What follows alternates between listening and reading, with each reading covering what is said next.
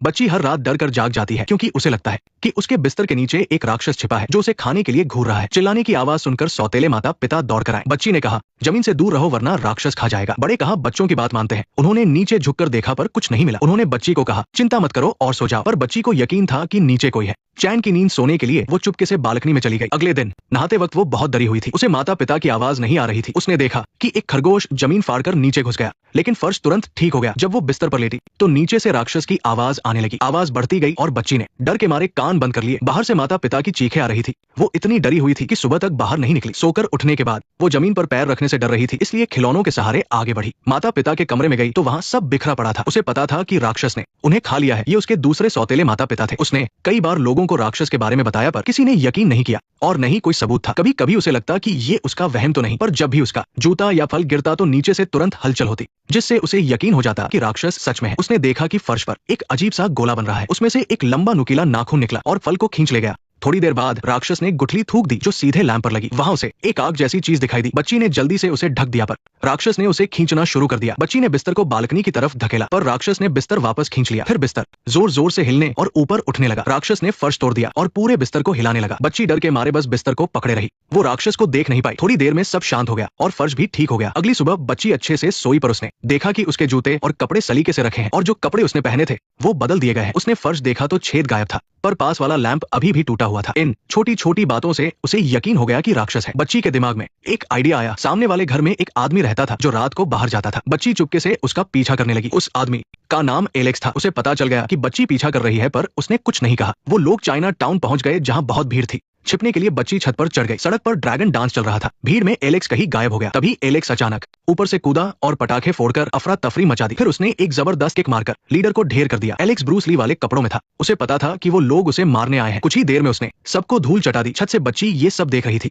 उसे लगा कि एलेक्स ने अकेले ही काले ड्रैगन का सिर काट दिया है। इतना दमदार सीन देखकर वो डरी नहीं बल्कि खुश हो गई। उसे लगा कि अब वो बच जाएगी। उस दिन चर्च में प्रेयर थी। डोनेशन के दौरान बच्ची ने चुपके से वहां से निकलकर एलेक्स के लेटर बॉक्स में एक चिट्ठी डाल दी। एलेक्स को जब वो चिट्ठी मिली तो वो सोचने लगा। चिट्ठी में कुछ पैसे थे और लिखा था कि मेरे बिस्तर के नीचे वाले राक्षस को मार दो। एलेक्स पैसे गिन ही रहा था कि बच्ची आ गई। एलेक्स ने उसे अंदर बुलाया। बच्ची ने बताया कि उसने एलेक्स को काला ड्रैगन मारते हुए देखा है। एलेक्स ने कहा, तुमने गलत देखा है, पर बच्ची अपनी बात पर अड़ी रही और बोली कि राक्षस ने मेरे मम्मी पापा को खा लिया, प्लीज उसे मार दो। एलेक्स जांच करने के लिए तैयार हो गया। बच्ची ने चाबी दी। दरवाजा खोलते वक्त वो बहुत डरी हुई थी। अंदर जाकर वो खिलौनों पर पैर रखकर चली। एलेक्स बिंदास होकर चल रहा था। माता पिता के कमरे में सब बिखरा था पर खून नहीं था। एलेक्स को वहां गोलियों के खोल मिले जिससे पता चला कि वहां गोलीबारी हुई थी। दीवार पर लड़ाई के निशान भी थे और अलमारी पर भी खरोंच थी। एलेक्स समझ गया कि ये किसी इंसान का काम है, राक्षस का नहीं। उसने बच्ची को ये बात बताई पर बच्ची मानने को तैयार नहीं थी। एलेक्स ने पूछा, तुमने पुलिस को क्यों नहीं बुलाया? बच्ची बोली, मैंने बुलाया था पर कोई फायदा नहीं हुआ। फिर उसने अपने जमा किए हुए पैसे एलेक्स को दे दिए। हालांकि एलेक्स को शक था पर बच्ची की जिद देखकर उसने काम ले लिया, लेकिन पैसे वापस कर दिए। एक पेशेवर किलर होने के नाते उसने सोचा कि राक्षस की कहानी छोड़कर इंसान वाले सबूतों पर ध्यान दिया जाए। उसने अपनी साथी सारा को फोन किया और बताया कि पड़ोसी बच्ची को मेरे किलर होने का पता चल गया है और वो राक्षस की बातें कर रही है। सारा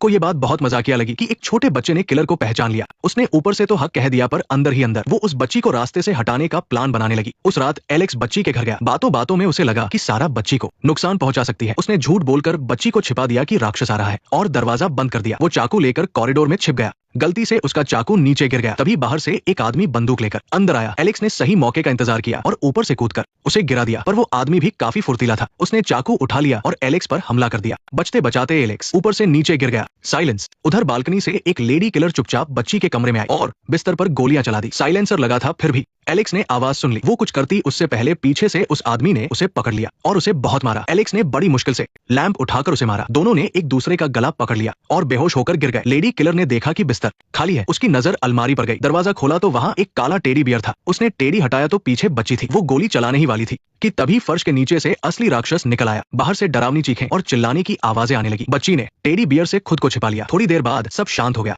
जब एलेक्स को होश आया तो वो भागकर कमरे में गया और अलमारी से बच्ची को निकाला। बच्ची बोली, मुझे पकड़ लिया गया था। एलेक्स हैरान था क्योंकि वहां कोई नहीं था। बच्ची ने कहा, क्योंकि अभी राक्षस अपना खाना खा रहा है। एलेक्स ने बहस नहीं की और उसे गोद में उठाकर सुरक्षित जगह ले गया। बच्ची को पहली बार सुरक्षित महसूस हुआ। एलेक्स वापस उस कमरे में गया और दूसरे किलर को ढूंढा पर उसे सिर्फ तकिए पर गोलियों के निशान मिले। एक प्रोफेशनल किलर होने के नाते उसे सबूत मिटाने थे। वो अपना सूटकेस लेकर आया ताकि बेहोश आदमी को उसमें डाल सके। उसने अपने बैग से औजार निकाले। वो लाश को बाथटब में काटने वाला था कि तभी बच्ची वहां आ गई और पूछने लगी ये क्या है। एलेक्स ने घबराकर लाश बाथटब में गिरा दी। छुपाने की कोशिश में वो और ज्यादा फंस गया। हारकर उसने सच बता दिया कि वो लाश को ठिकाने लगाने वाला है। बच्ची बोली अगर लाश ही हटानी है तो राक्षस को दे दो। एलेक्स झुंडलाकर बोला कि कोई राक्षस नहीं है और बाथरूम का दरवाजा बंद कर दिया। बच्ची सो गई और एलेक्स पूरी रात लाश ठिकाने लगाता रहा। सुबह जब बच्ची उठी तो एलेक्स ने बताया कि वो गुंडे मेरे लिए आए थे और वो किसी को जीतने नहीं देगा। पर बच्ची ने फिर कहा कि राक्षस को मार दो क्योंकि उसने मेरे माता पिता को मारा है। एलेक्स ने डांटकर कहा कि यहाँ कोई राक्षस नहीं है। तभी दरवाजे पर दस्तक हुई। एलेक्स ने जासूसी नजर से देखा। बाहर एक औरत थी जिसका नाम ब्रेंडा था। उसने कहा कि वो सोशल वर्कर है और बच्ची के माता पिता से मिलने आई है। एलेक्स ने बहाना बना दिया। असल में ब्रेंडा एक एजेंट थी जो गायब माता पिता की जांच कर रही थी। उसे एलेक्स पर शक हो गया था कि ये बच्ची का पिता नहीं हो सकता।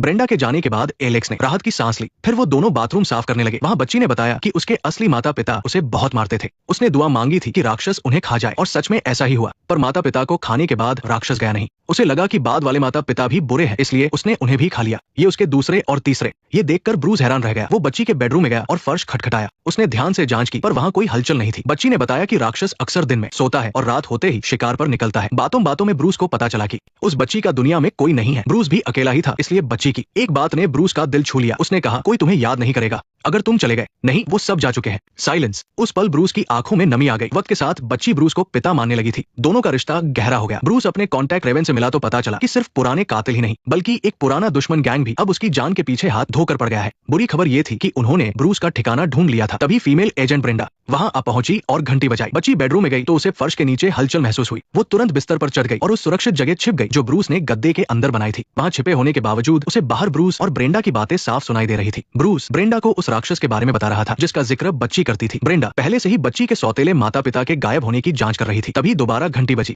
ब्रूस ने दरवाजे से झांका तो देखा कि रेवन खड़ा है। वो बहुत घबराया हुआ लग रहा था। उसने बताया कि बाहर कातिलों और गैंगस्टर्स ने पूरा घर घेर लिया है। वो सब उनकी जान लेने पर तुले हैं। रेवन ने ब्रूस को सलाह दी बच्ची ने हमारा चेहरा देख लिया है, उसे मारना होगा वरना हम पकड़े जाएंगे। खुद को बचाओ और बच्ची को छोड़ दो। लेकिन ब्रूस ने बस रेवन का हाथ चूमा और मना कर दिया। रेवन निराश होकर चला गया। अंदर आकर ब्रेंडा ने अपनी असली पहचान बताई। वो एक एजेंट थी जो बच्ची की जिंदगी और उसके माता पिता के गायब होने की गुत्थी सुलझा रही थी। उसने फर्श में गिरे एक ब्रश का जिक्र किया। ब्रेंडा ने बताया कि जब बच्ची के पहले गार्जियन गायब हुए तो वहाँ बच्चों की उंगलियों पर लगाने वाली कड़वी दवा की खुली बोतल मिली थी, लेकिन ब्रश गायब था। बाद में उन्हें वो ब्रश फर्श के नीचे मिला। ब्रेंडा का मानना था कि कोई उस वक्त बच्ची को दवा लगा रहा था। तभी वो अचानक गायब हो गया और ब्रश भी फर्श में गिर गया। तभी बेडरूम से बच्ची चिल्लाई फर्श को मत छूना, राक्षस तुम्हें खा जाएगा, फर्श से हट जाओ। ब्रूस और ब्रेंडा ने उसकी बात पर ध्यान नहीं दिया। बच्ची के चिल्लाने से फर्श के नीचे की हलचल एक पल के लिए थम गई। राक्षस शायद डर गया था। ब्रूस ने बच्ची को कंबल ओढ़ने को कहा पर बच्ची ने धीरे से चेतावनी दी। नीचे फिर से आवाज हो रही है, राक्षस आ गया है। पर बड़ों ने उसकी बात अनसुनी कर दी। उन्हें नहीं पता था कि राक्षस उनके ठीक नीचे रेंग रहा है। तभी बाहर कदमों की तेज आवाज आई। ब्रूस समझ गया कि दुश्मन घर में घुस चुके हैं। ब्रेंडा ने अपनी टीम को कॉल किया और बंदूक निकाल ली। उसने पूछा क्या दरवाजे पर तुम लोग हो? बात पूरी भी नहीं हुई थी कि दरवाजे के आर पार एक गोली चली। गोली सीधा ब्रेंडा को लगी और वो बेहोश होकर गिर पड़ी। ब्रूस ने तुरंत फुर्ती दिखाई। उसने ब्रेंडा की बंदूक उठाई और दरवाजे पर गोली चलाकर एक दुश्मन को ढेर कर दिया। गोलियां बरसाते हुए वो ब्रेंडा को खींचकर अंदर वाले कमरे में ले गया। उसी वक्त ब्रेंडा की टीम भी नीचे पहुंच गई। 6 हथियारबंद कातिल अब घर के दरवाजे पर दोनों तरफ से घिर चुके थे। तभी एक महिला कातिल ने दरवाजा तोड़ा और वो 6 लोग अंदर लुढ़क गए। उनके लीडर ने हालात का जायजा लिया। बाहर 2 दुश्मन हैं और अंदर भी 2। ब्रूस ब्रेंडा को लेकर बाथरूम में छिप गया। जांच करने पर ब्रूस हैरान रह गया। ब्रेंडा को खरोंच तक नहीं आई थी। बुलेट प्रूफ जैकेट ने उसे बचा लिया था। होश आते ही ब्रेंडा ने अपनी बंदूक वापस ले ली। अब दोनों तैयार थे। हॉल में 6 कातिल दबे पाव आगे बढ़ रहे थे। ब्रूस ने कान लगाकर उनकी आहट लेने की कोशिश की। तभी उसे एक अजीब सी आवाज सुनाई दी। उसे यकीन हो गया कि ये इंसानों के चलने की नहीं बल्कि किसी जंगली जानवर की सांस लेने की आवाज है। ब्रूस का चेहरा पीला पड़ गया। उसने अभी कुछ कहा भी नहीं था कि हॉल से चीखने की आवाज आई। कुछ कातिल बाथरूम के पास हमला करने ही वाले थे। तभी सामने वाले कमरे की आवाज ने उनका ध्यान खींच लिया। उनका लीडर आगे बढ़ा और गोली चला दी। तभी उसने राक्षस का असली चेहरा देखा। इससे पहले कि कोई कुछ समझ पाता, राक्षस ने सबसे पास खड़े कातिल को निगल लिया। वहां अफरातफरी मच गई। गोलियां और चीखें गूंजने लगी।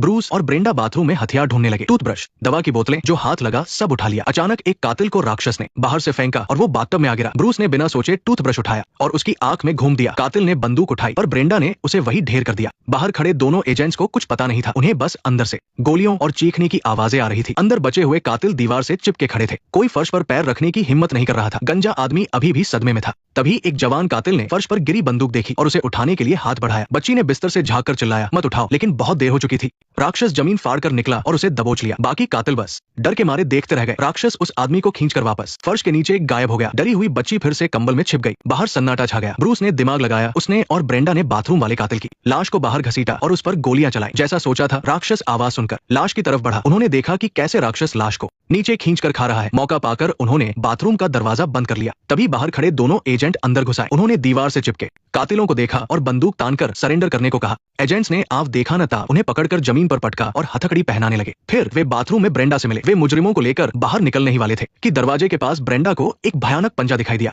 उसने धीरे से दरवाजा बंद कर दिया। अंदर से दिल दहलाने वाली चीखें और तोड़फोड़ की आवाजें आने लगी। वे रहम की भीख मांग रहे थे और फिर सब शांत हो गया। ब्रूस दीवार के सहारे बच्ची के कमरे तक पहुंचा। बच्ची ने पूछा, क्या राक्षस सबको खा गया? अब तो आपको मेरी बात पर यकीन हो गया ना? ब्रूस को अब पूरा यकीन था। उसने बच्ची से कहा कि हिलना मत, हम खिड़की से भागेंगे। ब्रूस भी अब जमीन पर पैर रखने से डर रहा था। वो खिलौनों के सहारे बालकनी की तरफ बढ़ा। जैसे ही वो बिस्तर के पास पहुंचा, राक्षस ने हमला कर दिया। वो नीचे से निकला और ब्रूस को निगलने की कोशिश करने लगा। उसने पास पड़ा झाड़ू भी फेंक दिया। राक्षस के जाने के बाद बच्ची बेचारी फिर से रजाई में दुबक गई। अगली सुबह बच्ची ने फर्श के नीचे से आवाज सुनी। अचानक फर्श फट गया। ब्रूस जमीन तोड़कर बाहर निकला। उसकी सांस फूल रही थी। पास में ही एक दवा की बोतल पड़ी थी, वही कड़वी दवा जो उसे बाथरूम में मिली थी। उसने उसकी जान बचा ली। राक्षस को उसकी बदबू पसंद नहीं आई और उसने ब्रूस को उगल दिया। बच्ची खुशी से ब्रूस के गले लग गई। तभी दरवाजे पर फिर दस्तक हुई। एक सूट पहनी हुई औरत अंदर आई। वो ब्रूस की पुरानी साथी रेवेन थी। वो ऐसे मुस्कुरा रही थी जैसे कुछ हुआ ही न हो। ब्रूस ने तुरंत उसे फर्श से दूर रहने को कहा। रेवेन ने नहीं सुना। उसने हंसते हुए बच्ची को बुलाया। मम्मी ऊपर गई है, मुझे मत बुलाना। साइलेंस। तभी फर्श के नीचे से गुर्राने की आवाज आई और रेवेन का चेहरा उतर गया। उसने अपनी हील्स उतारी जो असल में छिपी हुई बंदूकें थी। राक्षस बाहर निकला और रेवेन ने गोली चला दी। राक्षस सच में पीछे हट गया। रेवेन ने